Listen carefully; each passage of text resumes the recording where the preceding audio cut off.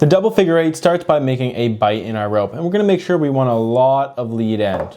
Then what we're going to do is we're going to go just like this, so just follow me. So we're going to make one loop just like so. Then what we're going to do is we're actually going to cross over. Then we're going to take that, we're going to go underneath and through here, so just like this. Then we're going to close that a little bit, but we're going to keep it a little bit open, and I'll show you why. The next thing we're going to do is we're going to take this, we're going to turn and pass back through here, just like this, but I'm going to hold this, okay? Then what we're going to do is we're going to flip it over, we're going to take this, holding this, and then we're going to go around the entire thing, and I'll show you what that looks like.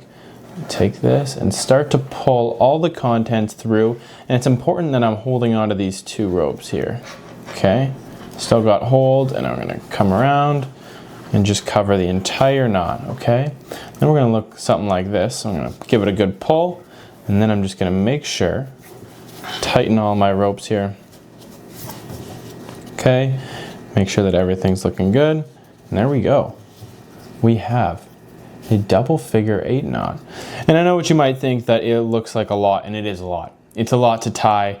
It's a lot of rope here. So we got 1, 2, 3, 4, 5, 6, 7, 8. It looks like 9 ropes here. I mean, it's just one, but you see what I mean. Oh, we have 2 very secure loops, and I mean very secure. There's not much that's getting through this knot, that's for sure.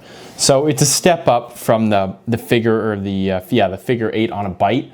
Definitely a step up because it does make 2 loops. This is good in case you need maybe 2 carabiners, something like that. Or 1 carabiner with 2 rope strength. You're definitely not getting through this knot. So I hope you enjoyed this tutorial.